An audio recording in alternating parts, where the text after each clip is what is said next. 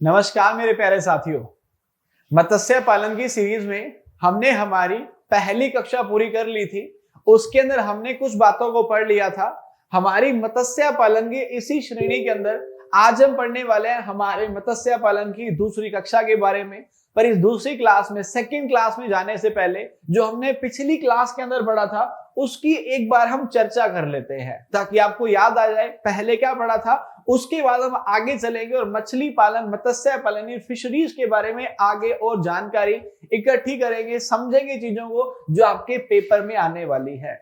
पिछली कक्षा में हमने सबसे पहले तो पढ़ा था मछली क्या होती है। तो मैंने आपको बताया था कि मछली अपने आप में क्या है, एक जलीय प्राणी है जो वर्टिब्रेट है, जिसे कशेरुकी कहा जा सकता है। कशेरुकी मतलब जैसे हमारे अंदर हड्डियां हैं, रीढ़ की हड्डी है, ऐसे ही मछली के अंदर भी क्या होती है, हड्डियां होती हैं। तो मछली जो अपने आप में है वो क्या है, वर्टिब्रेट है, मतलब कशेरुकी है, जलीय जंतु है। पर मैंने आपको दो बातें बताई थी। मैंने कहा था कि जब हम बात करते हैं हमारे मत्स्य पालन की और फिशरीज की, तो भाई मत्स्य पालन के अंदर दो तरह की मछलियां आती हैं।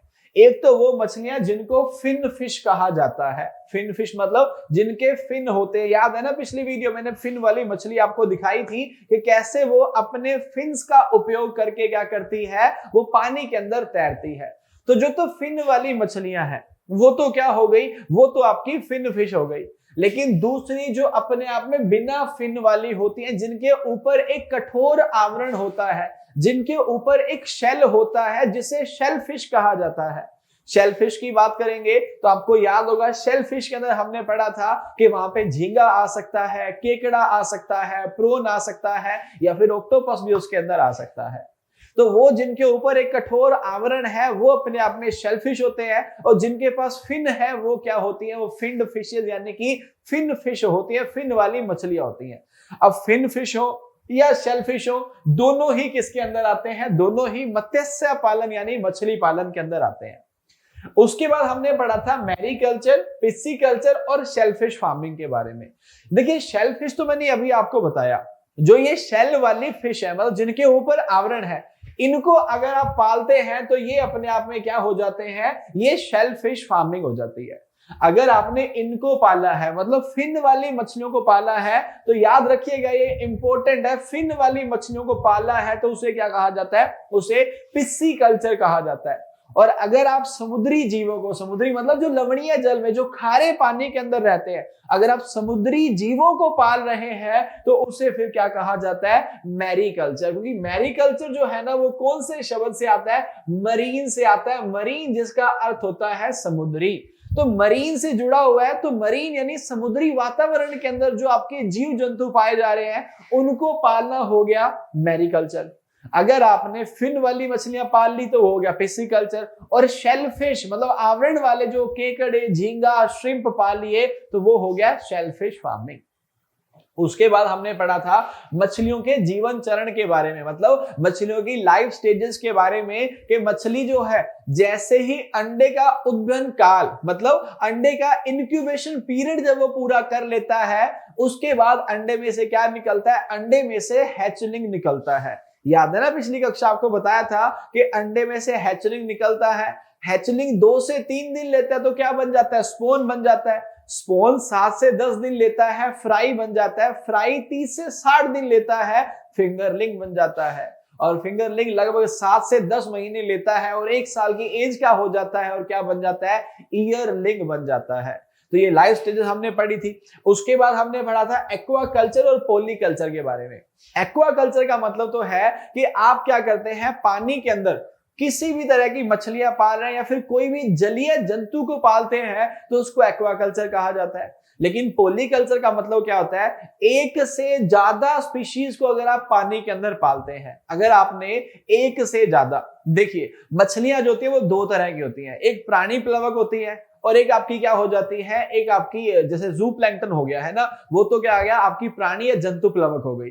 दूसरा आता है फाइटोप्लैंक्टन, जिसे आप पादप प्लवक कह देते हो, मतलब या तो छोटे मोटे पादप खाती हैं या फिर छोटे मोटे जीवों को खाती हैं। तो अगर आपने एक ही तरह की मछली पाल ली तो जो छोटे मोटे जीव जंतु है वो तो मछली खा जाएगी, लेकिन छोटे मोटे पौधे जो पोंड के अंदर, तालाब के अंदर, टैंक के अंदर है वो बचे रह जाएंगे ना।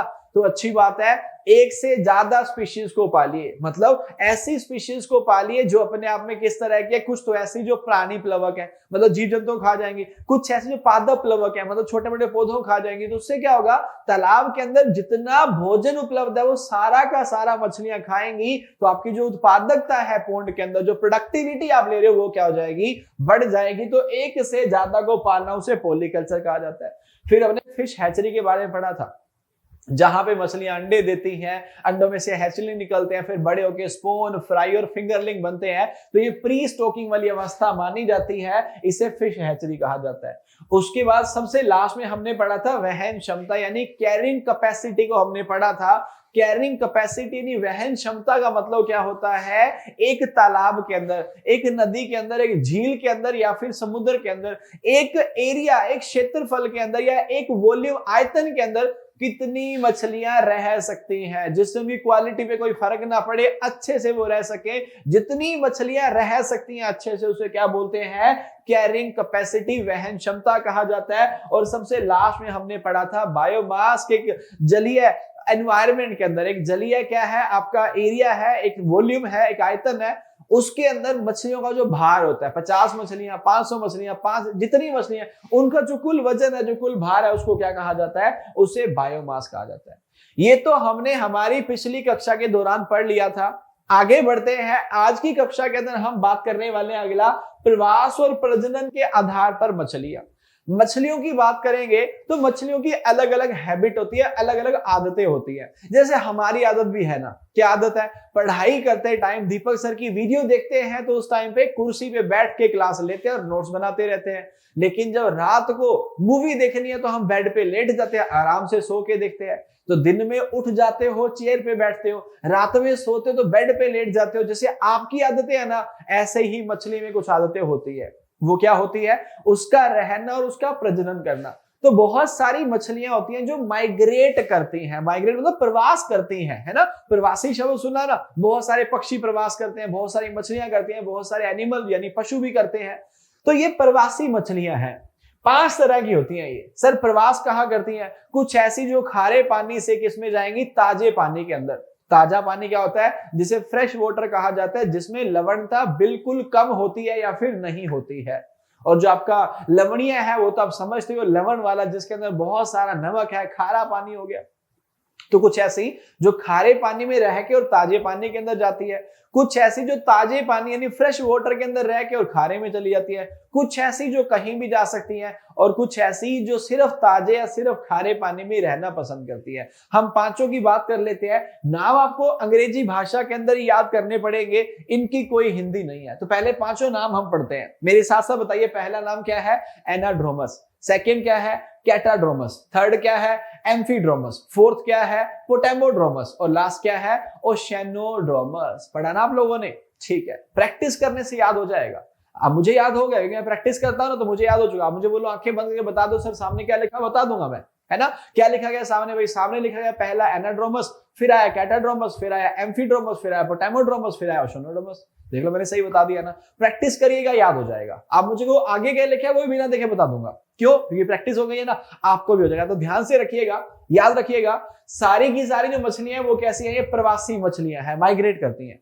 जो एनाड्रोमस है ना, एनाड्रोमस मछली प्रवासी है, रहती कहां पे, ये खारे पानी के अंदर रहती है। कहां पे रहती है, ये खारे पानी में, सलाइन वाटर में रहती है। लेकिन प्रजनन करने के लिए, ब्रीडिंग करने के लिए कहां पे चली जाती है, ताजे पानी के अंदर। प्रजनन करने के लिए ताजे पानी में चली जाएगी, रहेगी खारे पानी में। कैटाड्रोमस इसके उल्टी है। कैसे उल्टी है, कैटाड्रोमस जो रहती तो है ताजे पानी में, लेकिन प्रजनन करने के लिए सलाइन वाटर यानी खारे पानी के अंदर चली जाती है। एम्फीड्रोमस, एम्फीड्रोमस स्वतंत्र है, कहीं भी कुछ भी कर सकती है। तो एम्फीड्रोमस में एक प्रवासी मछली है जो प्रजनन करने के लिए स्वतंत्र है, ताजे और खारे पानी दोनों में रह सकती है। प्रजनन भी कहीं पे कर सकती है, रह भी कहीं पे सकती है, जहां मन करेगा खारे पानी में, ताजे पानी में, वहां जाएगी। तो ये स्वतंत्र है। उसके बाद पोटेमोड्रोमस, पोटेमोड्रोमस वो प्रवासी मछली है जो केवल फ्रेश वाटर में, सिर्फ ताजे पानी में ही रहती है और वहीं पे प्रजनन करती है। तो सर फिर इसमें माइग्रेशन कैसे हुआ, माइग्रेशन हुआ इसमें, प्रवासी ये भी है क्योंकि ताजे पानी के अंदर ही रहती है, फिर क्या करेगी, ब्रीडिंग के टाइम में, प्रजनन के टाइम में कहीं और चली जाएगी, लेकिन कहीं और भी फ्रेश वाटर के अंदर ही जाएगी, ताजे पानी के अंदर जाएगी। तो वो जो सिर्फ ताजे पानी के अंदर ही विचरण करती है, ताजे पानी के अंदर ही माइग्रेशन प्रवास करती है, तो पोटेमोड्रोमस हो जाती है। और ओशेनोड्रोमस का मतलब होता है प्रवासी मछलियां जो केवल और केवल कहां पे, खारे पानी में ही रहती हैं और खारे में प्रजनन करती हैं, उनको ओशेनोड्रोमस कहा जाता है। आईबीपीएस एएफओ 2020 के अंदर इससे एक प्रश्न पूछा गया था।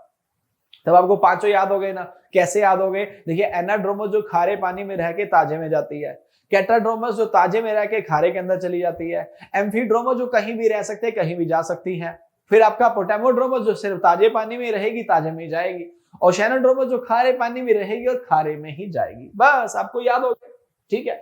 आगे चलते हैं, अगली बात कर लेते हैं मछलियों के प्रकार की। क्योंकि मछलियां जो है ना, आपको अलग अलग वातावरण के अंदर दिखेंगी। वो वातावरण क्या हो सकता है? वो समुद्री वातावरण के अंदर दिख सकती है, वो आपको ताजे पानी, नदियों के अंदर, झीलों के अंदर, तालाबों के अंदर, टैंक के अंदर भी आपको दिख सकती है, वो आपको एस्चुरीज यानी ब्रैकिश वाटर के अंदर भी दिख सकती है। ब्रैकिश वाटर क्या होता है सर? ब्रैकिश वाटर का मतलब क्या होता है? देखिए, ब्रैकिश वाटर को ब्रैकिश वाटर ही कहा जाता है ना? अजीब अजीब सी हिंदी है इसकी, उससे अच्छा है ब्रैकिश वाटर ही याद रखिए। ब्रैकिश वाटर की बात करेंगे, ये वो पानी होता है जो ना तो ज्यादा खारा होता है और ना ही कम खारा होता है। जैसे समझाता हूं मैं, पहले ताजे पानी की बात कर लेते हैं, फ्रेश वाटर की बात कर लेते हैं।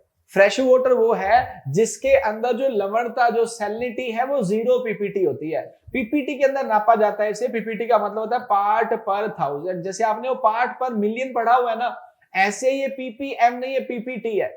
तो ताजा पानी वो होता है जिसमें 0 पीपीटी की क्या होती है? लवणता होती है।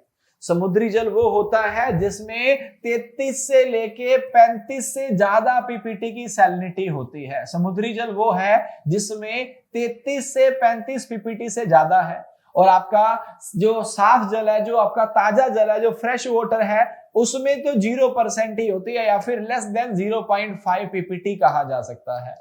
अब आता है ब्रैकिश वाटर, जो इनके बीच का होता है। ब्रैकिश वाटर में लगभग लगभग 10 से 30 पीपीटी की लवणता होती है। तो मतलब कहूं कि सबसे खारा कौन सा है? तो समुद्री जल है। सबसे कम खारा कौन सा है? तो फ्रेश वाटर है। और बीच वाला कौन सा है? वो ब्रैकिश वाटर है। समझ गए ना? अब मछलियां क्या है ना, अलग अलग जगह पे रहना पसंद करती हैं। कुछ ऐसी जो समुद्र में रहना पसंद करती है, खारे पानी में रहना पसंद करती हैं, वो कौन सी हो जाती हैं? वो मरीन फिशरीज हो जाती हैं। तो जो समुद्र के अंदर रहती है वो मरीन फिशरी है। जो हम समुद्र से मछलियां निकालते हैं ना, 80% मछलियां हमारी पश्चिमी तट से आती है, और जो 20% है वो कहां से आती है? पूर्वी तट से आती है। तो मतलब व्यापारिक दृष्टिकोण से देखूं तो हमारे लिए महत्वपूर्ण तट कौन सा है? महत्वपूर्ण तट की बात करें, कोस्ट की बात करेंगे, तो वेस्ट कोस्ट, जो आपका पश्चिमी तट है, वो ज्यादा महत्वपूर्ण है, और जो पूर्वी तट है वो तुलनात्मक रूप से हमारे लिए कम महत्वपूर्ण है। ये तो हो गया मरीन फिशरीज। अगला आ गया फ्रेश वाटर, जो मैंने अभी आपको बताया। फ्रेश वाटर का मतलब है जो तालाबों के अंदर, नहरों के अंदर, झील के अंदर, नदियों के अंदर दिख जाएगी, उसको फ्रेश वाटर कहा जाता है, या फिर उसी को इनलैंड फिशरीज भी कहा जाता है। सर इनलैंड का मतलब क्या होता है? देखिए जी, नाम ही है इन और लैंड। सर वो तो एक साथ लिखा हुआ है। हाँ, मैं समझाने के लिए अलग बोल रहा हूं ना यार। इन और लैंड, जो लैंड के अंदर है, तो नदियां आपकी लैंड के अंदर ही होती है, झीलें लैंड में होती है। क्या समुद्र जमीन के अंदर होता है? नहीं सर, जहां जमीन खत्म होती है वहां समुद्र शुरू होता है। तो हाँ, समुद्र इसके अंदर नहीं आएगा, लेकिन नदियां, झीलें, नहरें, तालाब, टैंक, ये सारे किसमें आ जाएंगे? फ्रेश वाटर के अंदर आ जाएंगे। अगला आ गया एस्चुरीन या फिर ब्रैकिश वाटर फिशरीज। एस्चुरीन या फिर ब्रैकिश वाटर फिशरीज की बात करेंगे ना, तो इस तरह की जो मछलियां है ना, वो मुहाने, मुहाने मतलब क्या होता है? नदियों का जो किनारा है, मुहाने delta channel, back water, lagoon, तटीय झीलों के अंदर मिलती है।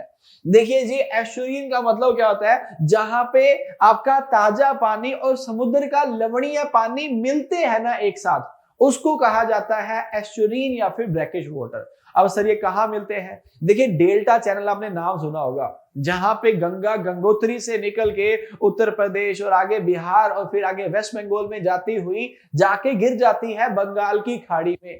तो बंगाल की खाड़ी जहां खारा पानी है, और गंगा नदी जो मीठा पानी है, जो फ्रेश वाटर है, जो आपको ताजा पानी है, उसके अंदर जब जाके गिरेगी तो समुद्री जल की लवणता वहां पे कम होगी, वहां बन जाएगा ब्रैकिश वाटर। तो वहां भी ब्रैकिश वाटर हो सकता है। या फिर कोई ऐसी वाटर बॉडी का मतलब कोई ऐसा जलाशय है जो समुद्र के पास ही है लेकिन समुद्र से दूर है, जमीन के ऊपर है, लेकिन उस जलाशय में समुद्र का पानी भी मिक्स हो रहा है। कैसे? लगून दिखा दूं आपको एक बार। ये देखिए लगून लिखा गया सामने, देखिए स्क्रीन के ऊपर आपको लगून दिख रहा है। ये लगून क्या होता है जी? ये हमारी जमीन के ऊपर ही कोई तालाब जलाशय जैसा होता है लेकिन इसमें समुद्र का पानी आ रहा होता है, इसे लगून कहते हैं। तो ताजे पानी के अंदर खारा पानी मिक्स हो गया, सैलिनिटी लवणता क्या हो गई? मीडियम लवणता इसके अंदर हो गई, इसको कहा जाएगा ब्रैकिश वाटर। इसमें रहने वाली मछलियां हो जाएंगी ब्रैकिश वाटर फिशरीज। समझ आ गया सब लोगों को? आगे चलते हैं। अगला आ गया मछलियों के दो प्रकार। हम जो मछलियां खाते हैं या मछलियां जो उपलब्ध होती हैं मार्केट में, वो दो तरह से आती हैं। या तो वो कैप्चर फिशरी होती है या फिर वो कल्चर फिशरी होती है। देखिए कैप्चर का मतलब जानते हैं ना, जैसे आपने सुना होगा ना कि पुलिस ने क्रिमिनल को, जो अपराधी था उसको कैप्चर कर लिया, पकड़ लिया। तो अगर आप पानी में जाते हैं, वहां से मछलियां सीधा सीधा कैप्चर कर लेते हैं। बस आप पानी के अंदर गए, आपने वहां पे मछलियों को कैप्चर कर लिया, निकाल लिया, तो वो कैप्चर फिशरीज है।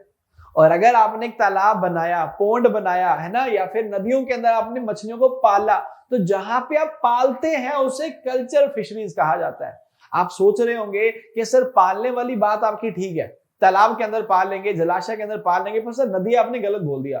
नदी में नहीं पाल सकते बेटा, नदी नहीं, समुद्र के अंदर भी पाला जा सकता है, जो केज कल्चर है ना। मैं आगे आपको दिखाता हूं केज कल्चर क्या होता है। एक जाल को पानी के अंदर डाल दिया जाता है और उसी पानी के अंदर क्या किया जाता है, वहां पे नदियों में, समुद्रों में भी क्या की जा रही है, खेती की जा रही है। तो खेती वहां भी हो सकती है, जलीय जंतुओं की, मछलियों का पालन वहां भी किया जा सकता है। तो जिसे हम पालते हैं वो कल्चर फिशरी होता है, और जिसे बिना पाले पानी में से निकाल लेते हैं वो क्या होता है, वो कैप्चर फिशरीज होता है। समझ गए सारे लोग? कल्चर और कैप्चर को समझ गए होंगे तो आगे बढ़ेंगे। हमने बात कर ली तीन प्रकार की मछलियों की, एक समुद्री मछलियां हो गई, एक ताजे पानी वाली मछलियां होगी, और एक ब्रैकिश वाटर वाली मछलियां होगी।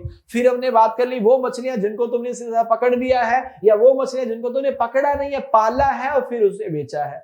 अगला क्या आ गया? अगला आ गया कल्चर फिशरीज। कल्चर मतलब जो पाली जाती है, जैसे पीछे देखो उन्होंने पाल रखी है पानी के अंदर।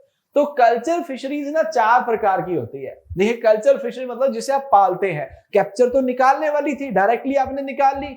कल्चर क्या होगी? जिसे पाला आपने। तो कल्चर के अंदर ध्यान से देखिए, एक तो वो कल्चर है जो ताजे जल के अंदर, मतलब फ्रेश वाटर के अंदर कर रहे हो। तो नदी के अंदर पाल ली, या फिर झील के अंदर पाल ली, या तालाब के अंदर पाली, नहर के अंदर पाली, या टैंक के अंदर पाली। तो यहाँ पे आप साफ पानी, ताजा जल, फ्रेश वाटर, मतलब जिसमें लवणता नहीं है, खारा पानी नहीं है, वहां पे पालोगे तो कल्चर है, और ताजा जल उसमें यूज किया गया, फ्रेश वाटर यूज किया गया, तो वो फ्रेश वाटर फिशरीज हो जाएगा। तो एक पार्ट हो गया फ्रेश वाटर फिशरीज। दूसरा ब्रैकिश वाटर। देखो ब्रैकिश वाटर को न्यून क्षार कहा जाता है, इसलिए मैंने कहा था हिंदी के अंदर मत जाइए, अंग्रेजी भाषा में ब्रैकिश वाटर को याद रख लीजिए। तो ब्रैकिश वाटर भी आपको मैंने बताया था कि जहां पे समुद्र का और जो साफ पानी मिक्स होता है, वहां पे जो लवणता है वो कम हो जाती है। किससे कम? समुद्री जल से कम हो जाती है, लेकिन नदियों वाले जल से ज्यादा होती है, क्योंकि सबसे कम लवणता कहां पे है? फ्रेश वाटर के अंदर। उससे ज्यादा कहां पे?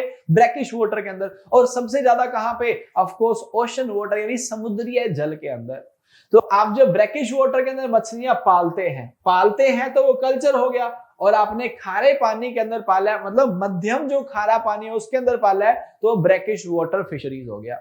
अगला आ गया केज कल्चर। इसको समझने के लिए आपको ये वीडियो देखना पड़ेगा। देखिए सामने स्क्रीन पे आप देख पा रहे हैं, समुद्र के अंदर, नदियों के अंदर इस तरह से गोल गोल, या फिर गोल नहीं तो आयताकार या वर्गाकार जाल डाल दिए जाते हैं।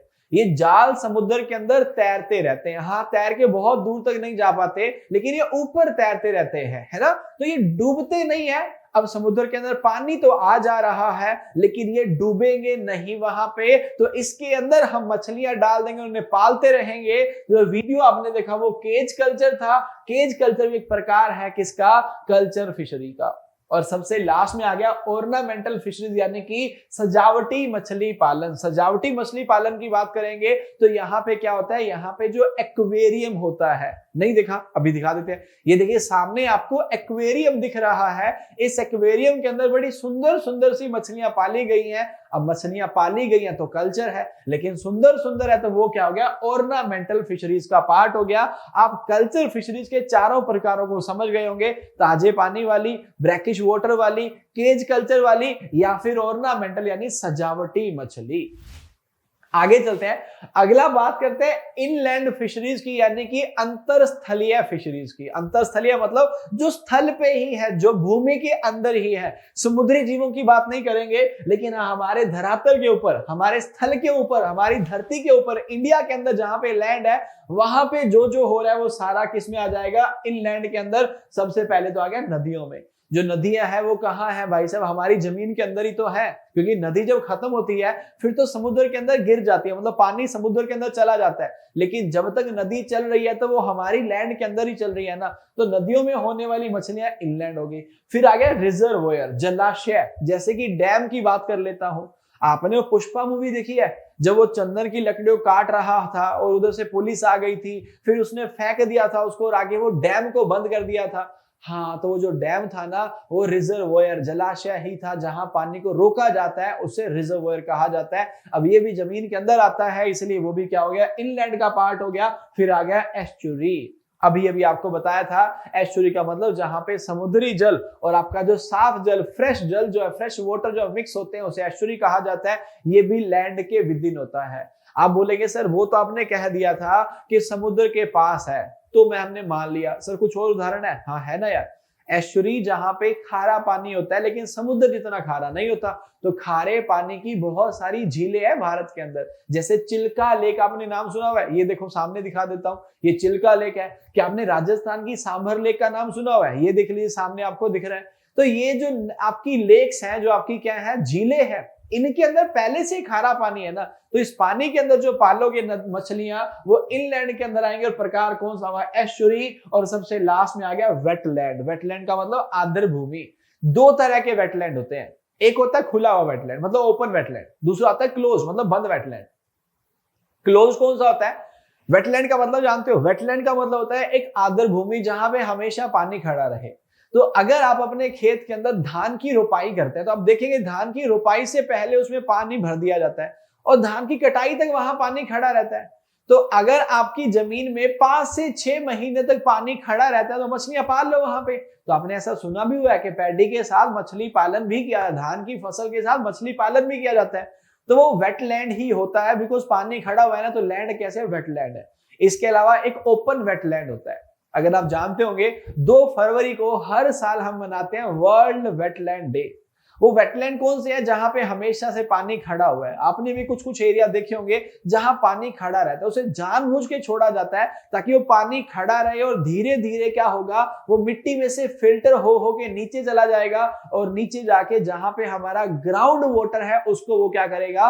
रिचार्ज करेगा। तो हमारा ग्राउंड वाटर उससे क्या हो जाएगा? रिचार्ज हो जाएगा। इसीलिए वहां पे उन्हें इस तरह से पानी को छोड़ा जाता है ताकि पानी खराब नहीं हो, धीरे धीरे नीचे जाता जाए और हमारा जो ग्राउंड वाटर है वो भरता जाए।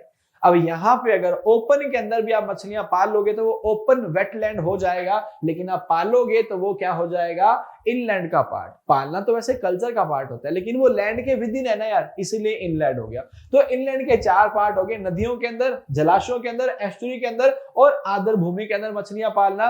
लास्ट बात कर लेते हैं समुद्री मत्स्यिकी की, मतलब कि अब यहां पे उन मछलियों की बात करेंगे जो समुद्र के अंदर पाली जाती हैं। मेरे पीछे आप जो देख पा रहे हैं केज कल्चर ही है। केज को डाल दिया गया है, पानी जो है वो यहां वहां जाता रहता है, पानी नीचे एक्सचेंज होता रहता है, लेकिन मछलियां बाहर नहीं निकल पाती।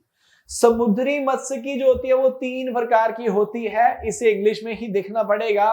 पेलाजिक होती है, डर्मसल होती है और डीप सी फिशेज होती हैं। पहली है पेलाजिक, दूसरी है डर्मसल और तीसरी क्या है? Deep sea. तो ऐसी जो बिल्कुल किनारे पे भी नहीं रहती हैं और बिल्कुल नीचे बॉटम पे, धरातल पे भी नहीं रहती है, धरातल से ऊपर, किनारे से थोड़ा सा नीचे, उन मछलियों को बोला जाता है पेलाजिक। याद रखिएगा, मैं नोट्स भी दे दूंगा, नोट्स के अंदर ऐड भी कर दूंगा जहां बता दूंगा इनकी डेप्थ कितनी है, बट याद रखना यहां से प्रश्न आएगा। अब कहां पे आएगा कब आएगा ये नहीं कह सकता मैं, लेकिन ये इंपॉर्टेंट है, क्वेश्चन आ सकता है यहां से।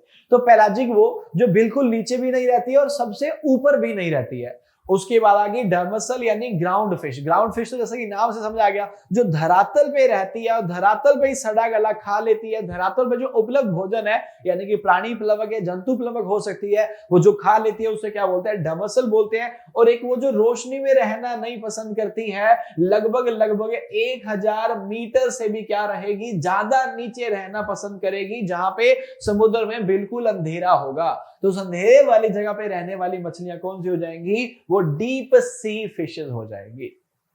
यहां पे हमने मछलियों के प्रकार पढ़ लिए। अब खत्म करेंगे लेक्चर को, क्योंकि अगले लेक्चर में जब मिलेंगे, अभी ये वाला पढ़ेंगे, हम खत्म नहीं कर रहे हैं, अगले लेक्चर जब मिलेंगे तो वहां पे RAS जिसे रिसर्कुलेटरी एक्वाकल्चर सिस्टम कहा जाता है, और दूसरा BFT जिसे नई नीली क्रांति के रूप में देखा जा रहा है, न्यू ब्लू रेवोल्यूशन के फॉर्म में देखा जा रहा है। किसको देखा जा रहा है सर, न्यू ब्लू रेवोल्यूशन के फॉर्म में देखा जा रहा है BFT टेक्नोलॉजी को। अगर आपने BFT के बारे में पढ़ा होगा तो मुझे कमेंट सेक्शन के अंदर BFT की फुल फॉर्म बताइएगा कि फुल फॉर्म क्या होती है, और सिर्फ फुल फॉर्म मत लिखना, थोड़ा सा पढ़ने की कोशिश करना ताकि अगली वीडियो के अंदर आपको बेहतरीन तरीके से समझ आ पाए। तो BFT और RAS को हम अगली वीडियो के अंदर चर्चा करेंगे। आज का लेक्चर खत्म कर लेते हैं, एक्वाकल्चर के प्रकार पढ़ लेते हैं। एक्वाकल्चर दो तरह का होता है, या तो एक्सटेंसिव होता है या फिर इंटेंसिव होता है। व्यापक रूप से बड़े एरिया के अंदर जो होते हैं वो एक्सटेंसिव होते हैं।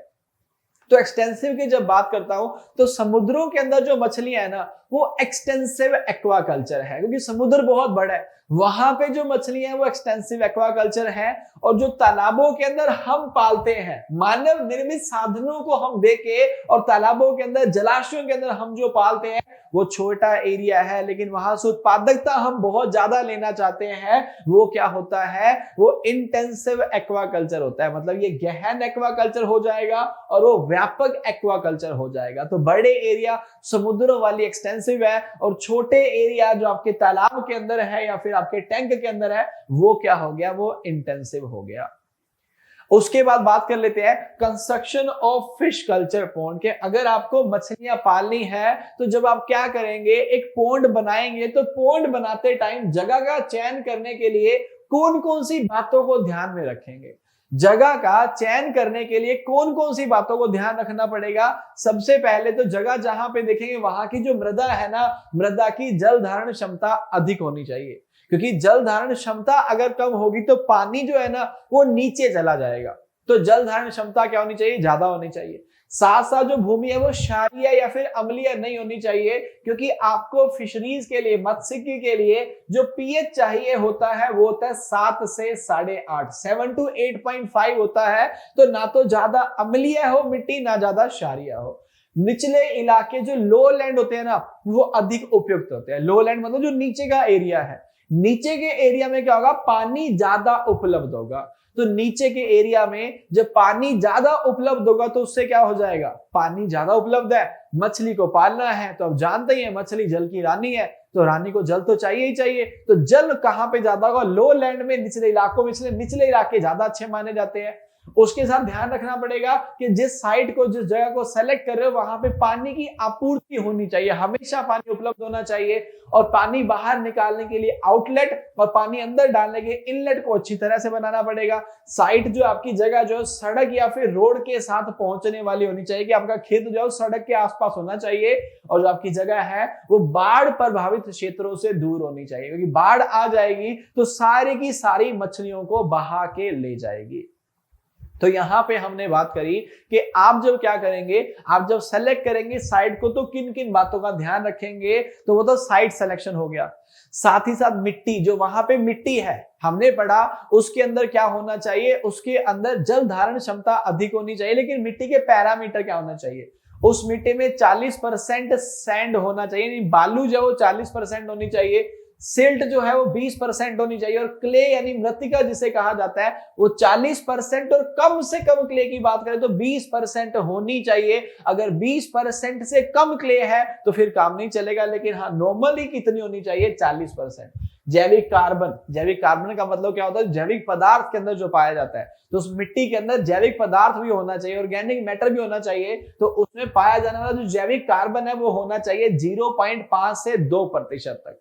सामान्यतः हमारी मिट्टियों के अंदर इतना जैविक कार्बन नहीं होता है, इसलिए आप क्या करेंगे, उस जलाशय के अंदर, पोंड के अंदर गोबर की खाद को डालेंगे ताकि उसके अंदर क्या हो जाए, जो ऑर्गेनिक कार्बन है ना, जो जैविक कार्बन है उसकी मात्रा क्या हो सके, बढ़ सके। और अवेलेबल नाइट्रोजन जो है वो कितना होना चाहिए, 20 से 75 मिलीग्राम पर 100 ग्राम के अंदर। और अवेलेबल फॉस्फोरस होना चाहिए 2 से 10 मिलीग्राम 100 ग्राम के अंदर। ये तो है मिट्टी के पैरामीटर। जरा सा रिपीट करेंगे तो अच्छे से समझ जाएंगे कि मिट्टी के अंदर हमें क्या चाहिए, वहां पे फास्फोरस चाहिए, सैंड, सिल्ट और क्ले चाहिए। और सबसे लास्ट हमें चाहिए पानी। पानी का तापमान जो उपयुक्त माना जाता है मछलियों के लिए वो 25 से 35 होता है। बिल्कुल सही बोलना चाहूं तो 28 से 32 डिग्री सेंटीग्रेड होता है। पानी जो चाहिए उन्हें खारा पानी नहीं चाहिए, लेस देन 5 से कम पीपीटी की लवणता चाहिए। खारा ज्यादा होगा तो मछली नहीं रह पाएगी। पीएच मैंने अभी आपको बताया था 7 से लगभग 8.5 तक का पीएच चाहिए।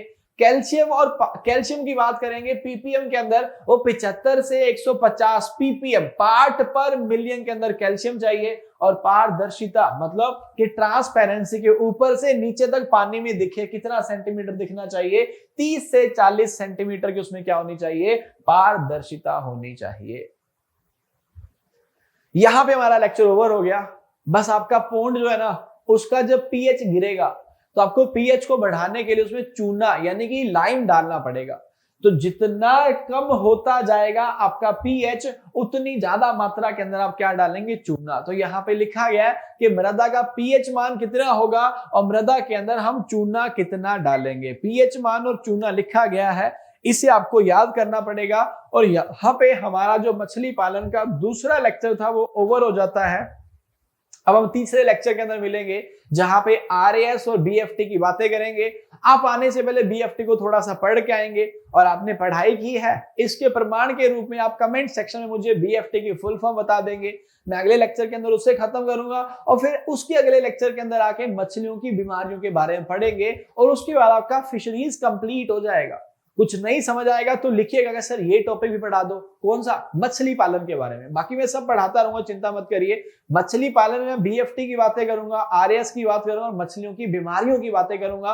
और कुछ भी आपको लग रहा हो तो बताइएगा, वो भी डेफिनेटली करूंगा। लेकिन जरूरी है आप पढ़ते रहिएगा। तो मैं मिलता हूं आपको आपकी अगली कक्षा में। तब तक के लिए पढ़ते रहिए ताकि आपका जीवन सुधर जाए। मिलेंगे आपसे अगली कक्षा के दौरान। जय हिंद, जय भारत।